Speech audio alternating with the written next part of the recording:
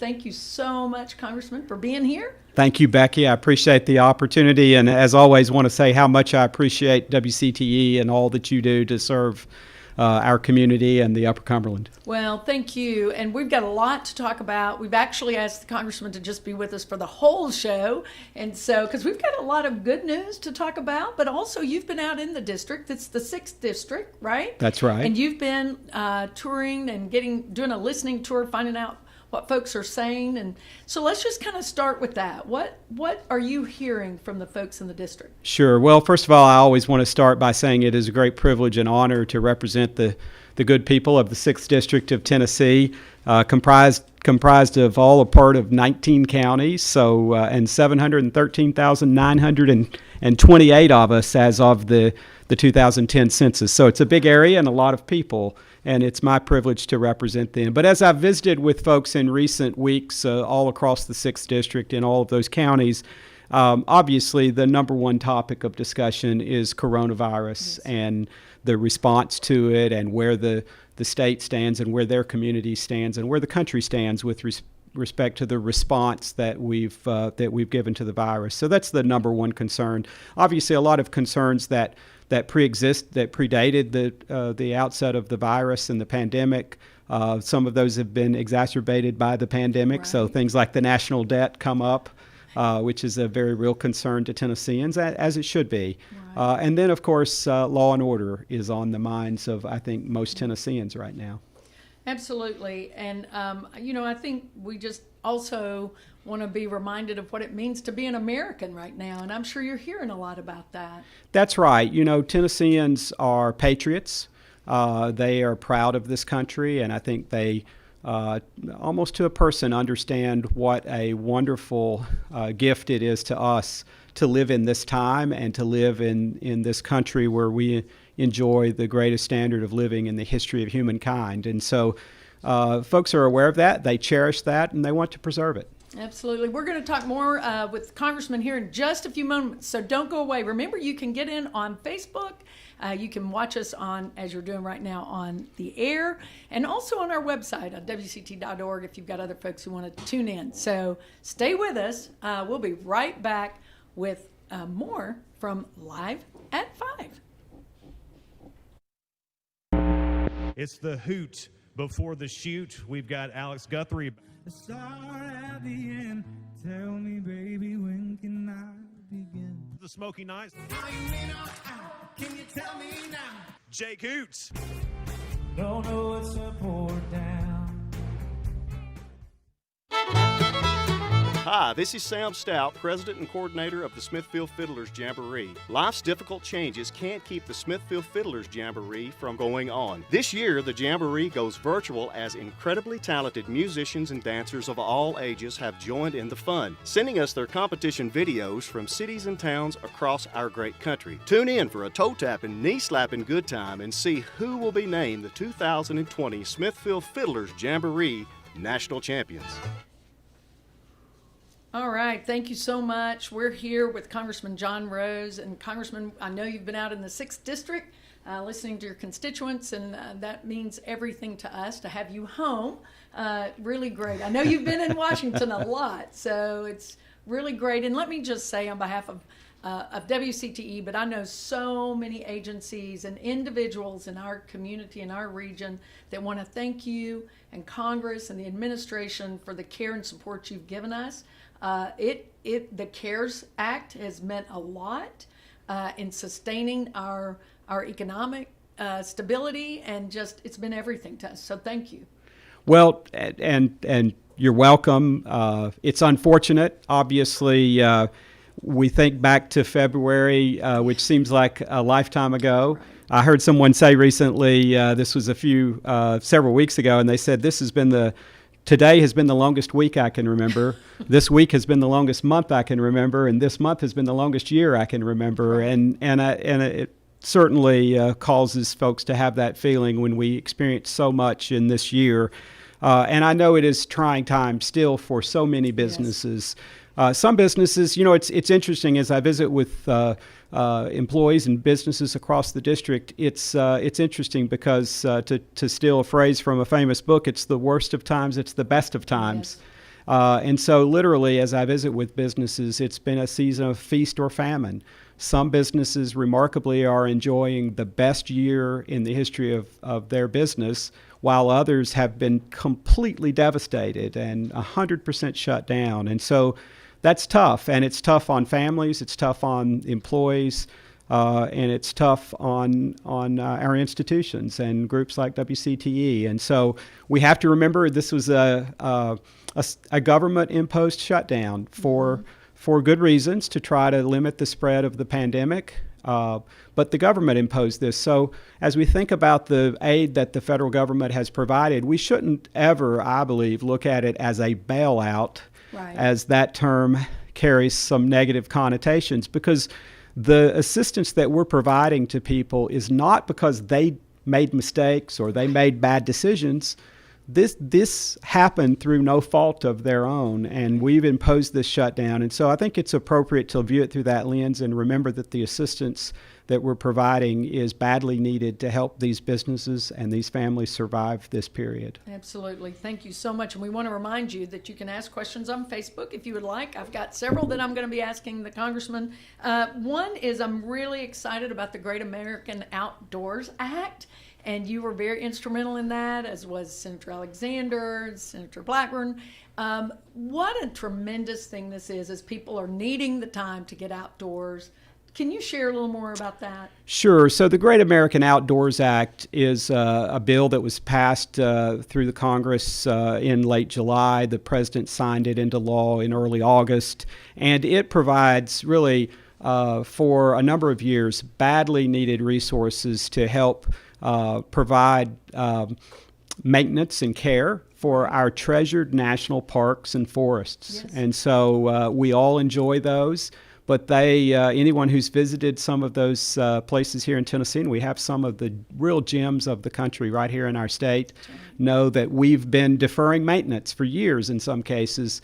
And that, in turn, limits our access as the American people to enjoy those national treasures. And so this bill provides funding using a dedicated source to make sure that over the next 5 years there are sufficient resources to help push back some of the backlog of maintenance that needed to be done in those places. Absolutely. And I'm really excited about that. I think I love going to the national parks and our state parks. And so I think it is really just key that we protect that infrastructure and protect that beautiful gift. And you're actually the act also allows for some possibly creation of new parks. Is that right? It does, though I think the part that really interested me most was preserving the ones that we have, because we have some, again, as I've already said, treasures that are right here in Tennessee, the most visited national park in the country in the Great Smoky Mountains.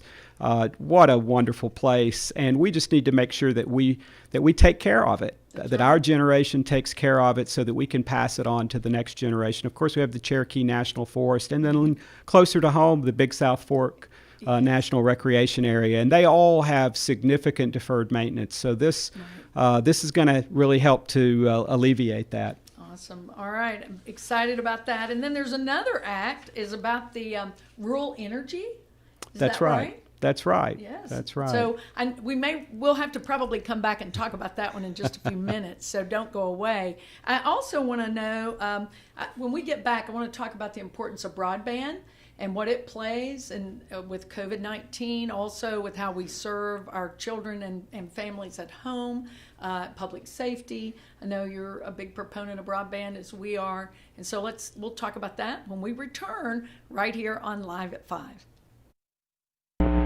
It's the hoot before the shoot. We've got Alex Guthrie. It's all at the end.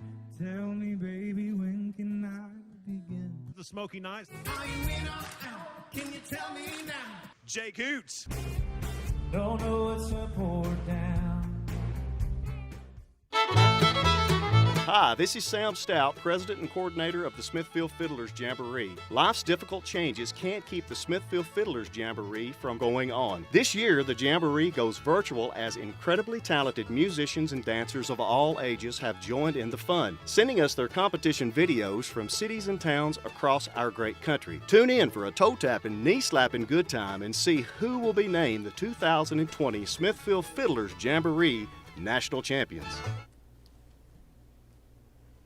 Lots of great things, and I know we're going to run out of time before we get to talk about everything, but I do want to discuss that renewable energy that the USDA has and the administration has signed into action, I think. Sure. So recently, Tennessee's arm of USDA rural development under the leadership of former Senator Jim Tracy, who is now director of that agency here in Tennessee, announced some important grants to businesses and entities right here in our area that help them with preserving energy or creating environmentally, friendly energy sources. And so this is an important element of what USDA does and, is covered under the funding that comes down through the U.S. Department of Agriculture as a part of the Farm Bill. I think it's really exciting. There's a lot of agencies in Tennessee that are going to really, and individual businesses that will really help put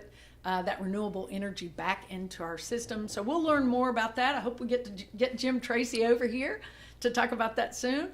Let's talk about broadband. In Sure. rural communities, broadband is so critical. We have wonderful rural telephone cooperatives that help us a great deal, as well as private entities. But there still are areas that do not have broadband access, and so that becomes a challenge, right? It really is. And ironically enough, our rural telephone cooperatives in Tennessee have been doing a great job. And so in their historic service areas, in the next year or two or three, they will reach having their service areas fully wired out with Wow. broadband. And so that's the great news. The bad news is that in some of the other service areas of the incumbent carriers, including places like Putnam County, Yes. sadly, and also Cumberland County and some other areas across our district, that's not the case. And so, ironically, some of the more populous areas of the district actually are going to be some of the last areas, sadly, to get cutting-edge broadband. Okay. Well, we just have to keep working towards that. And, we've been really fortunate to work with the Tennessee Department of Education to help facilitate that at-home learning block. We're going to kick that off again, by the way, on September 8th with a brand new set of, from, I believe, 9 to 11, Monday through Friday. The Tennessee Department of Ed will be putting those teacher at-home learning content back on the air as well as online. So we ask that you join us for that. What Well- are you hearing from families? Well, I am hearing, I think coronavirus, COVID-19, has really highlighted how important broadband is all across the state, all across the country. And we knew that, but it's easy to kind of ignore it. But when our kids go home and then they're trying to learn from home, or we're trying to do business in rural areas, broadband has become an indispensable tool that we need. And so I have the view that we should have essentially universal access to broadband, not just today, but into the future. And so I'm an advocate that we should really embrace the solutions that were put into place back in the 1930s and 1940s when we provided telephone communication to the whole country, when we provided electrification to the whole country. Yes. I think we should take that view. Right now, unfortunately, we have kind of a hodgepodge, a mishmash, if you will, of solutions across the country and even right here in our own state. And the funding is a little uneven, and that's why we have these areas that are left out. And so I believe that we should, and thankfully the Federal Communications Commission is moving in this direction. Kind of what happened is a couple of decades ago, I think the FCC thought, well, we've gotten telecommunications to everyone. Right. What do we do now? Right. And then they kind of missed the advent of broadband. And of course, that technology has been evolving quickly, and so perhaps that's understandable. But I think we now know that broadband is here to stay. Right. The internet is here to stay, and Yes. that World Wide Web thing is going to be around with us for a while. And so we need to make sure that everyone has access, and it levels the playing field, and it's good for the whole country. Just like it's good that you can get a letter in the most rural part of the country. Yes. And it's important that you be able to get broadband and telephone service and cellular service for that matter. Congressman, I'm really excited to hear that. We recently were fortunate to have CBS Sunday Morning come and visit WCTE. This is the 50th anniversary of PBS, and they came to see a small rural PBS station in action. And we went and visited in Crawford, Tennessee, some of our good friends up on the mountain. And there are a number of viewers there that this is it. You're watching. I hope Roy and Patricia and Frankie are watching right now. They watch us solely on an antenna. And one of the challenges they have is, their grandkids during COVID wanted to come and stay in their area, and they didn't have broadband. They may not have cell service. So I so appreciate hearing you say that. Sure, and so that's an issue that I'm going to continue to pursue, and I think even though it would have been nice if we had been there a little bit sooner as a country, Right. The truth is this is going to be an ongoing, technology is going to continue to advance, and as a country we need to know that we're always going to be on the leading edge of adopting these two new technologies and making sure that our rural communities, in fact our entire country, is served with these technologies so that we can keep up. Do you think this is we do live right now in a divided nation, unfortunately, and do you see this as something that's a unifying concept? It should be, frankly, and sadly, though, unfortunately, in the 116th Congress, the majority on the House side has chosen to advance kind of one-sided agendas. When I ran for office and was talking with people all across the 6th District, I talked to them about my experience as a private business person and a farmer. And what I said was, I had always enjoyed knowing that, when you sit down at the business table with someone to do business, you usually come away not entirely happy with what you get. And that's what should happen in government. We should compromise, but that hasn't been happening recently. So hopefully after the upcoming elections, we can get back to that. I hope so. I know, I bet you're hearing a lot about that in the 6th District, about people working together. Well, people want to see that. That's what they do in their lives. That's what they do in their businesses. And that's what they expect their government to do. And so we need to get back to that. And unfortunately, that isn't what's happening in Washington right now. And, there are voices there on both sides that want to see that happen. And so hopefully we'll get there. We've been through these things before in our country's history, so I'm optimistic we can get back there. Well, I am too. You mentioned being able to receive mail.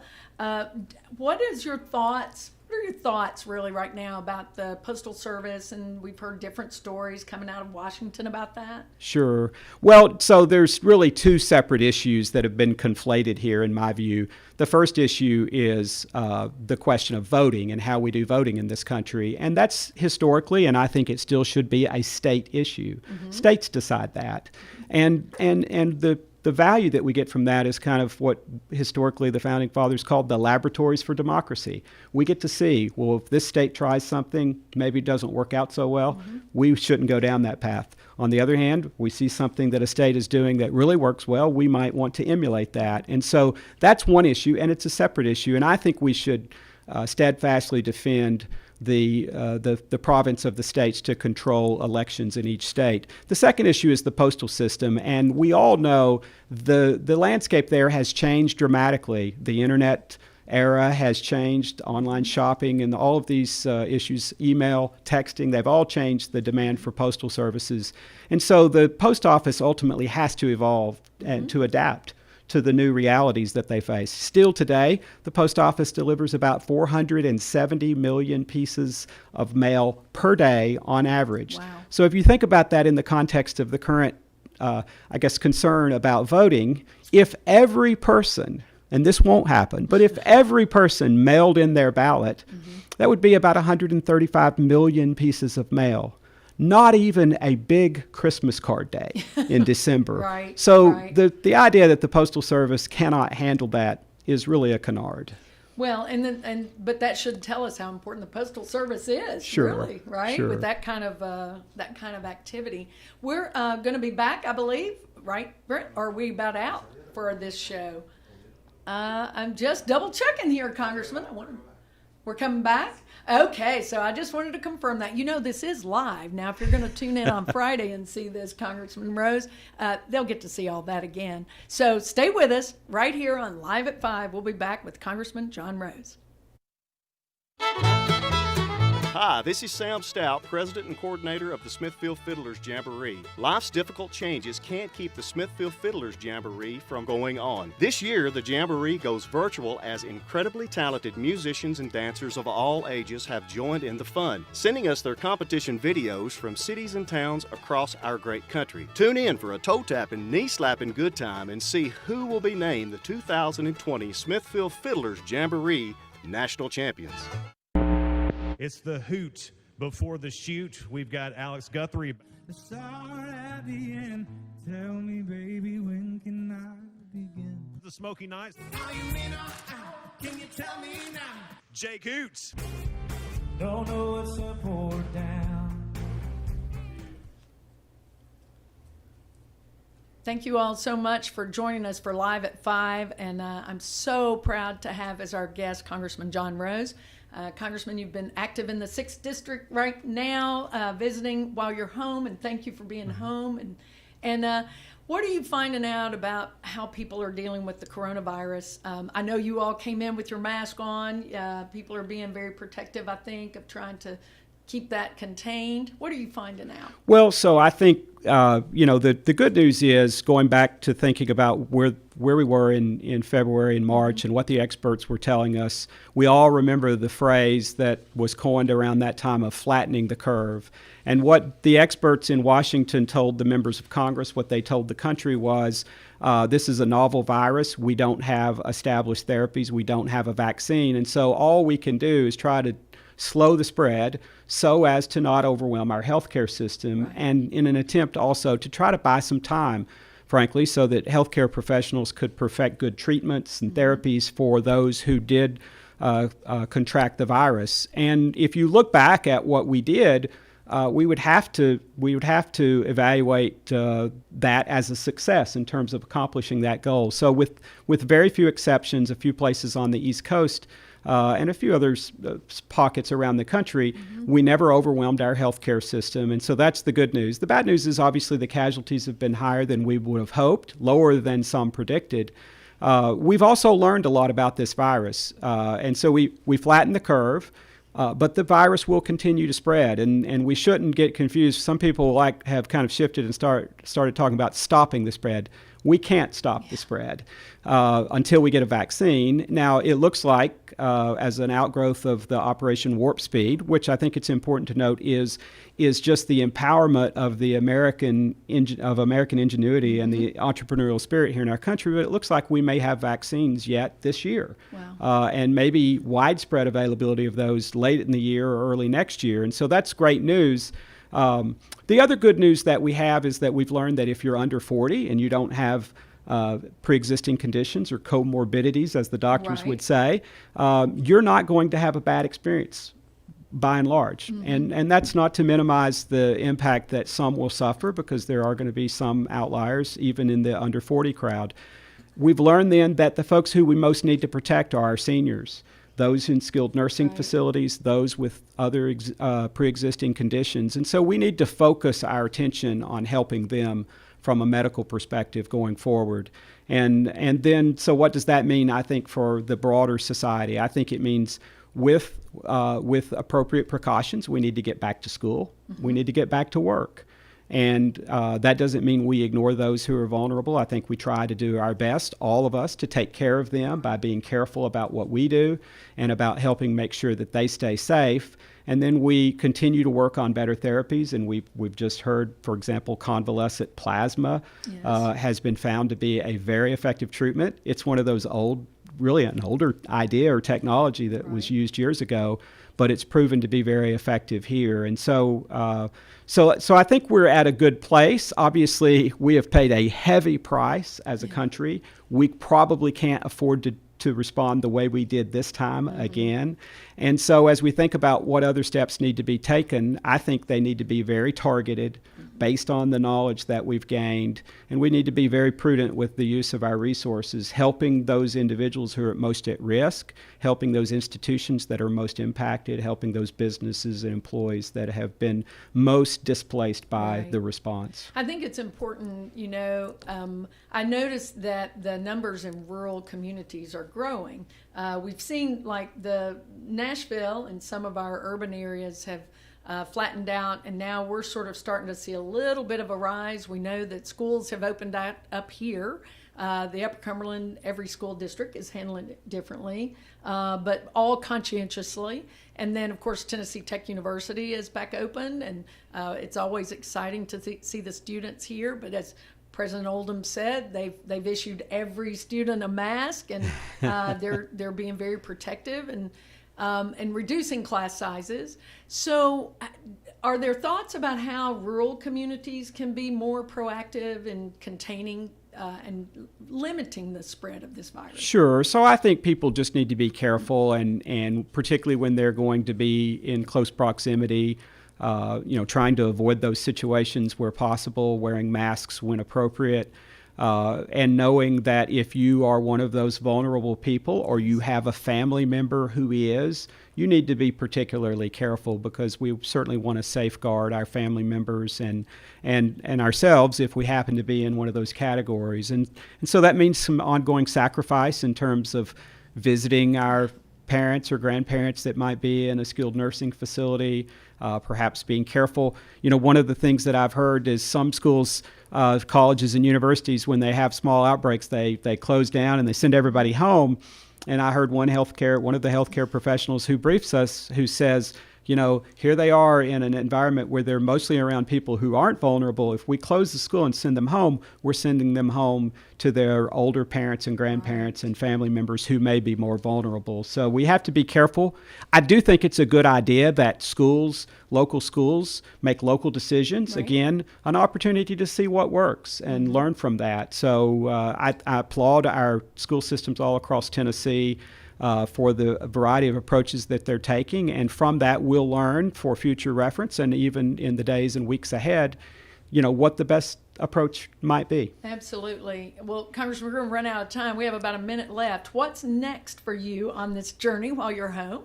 Sure. So we actually have about a week left before we go back into session in September, and actually committee work will begin next week. So we have continuing visits across the district with communities and with groups, and learning about what they need and what their issues are. And so we'll continue to do that. And then we've got a lot of work to do in Washington. We haven't yet passed the appropriations for the new fiscal year that starts on October 1st. Wow. And I doubt we will get that done, but we will probably pass some sort of temporary bill, which is not a good way to run government, but that's probably what's going to happen. Right. And then we'll probably do the real work in December. I hope that cooler better minds will prevail, and that we'll be able to provide some targeted relief as a part of the actions that we take in September. Well, you've done a tremendous job, I think, providing much needed care in our country. And so thank you for that. And thank you for coming home. We're really, really glad to see you, and for taking time to come and be with us on Live at 5. We hope you'll come back. Absolutely. Anytime you'd like to have me, I'll try to be here. Awesome. Congressman John Rose, 6th District here in Tennessee, and we hope that you'll continue to join us on Live at 5. From one neighbor to another, WCTE PBS is here for you. Join us again tomorrow for today's show to re-air again at 5 p.m. We will return with a live news show on Thursday of next week at 5 p.m. Thank you for watching.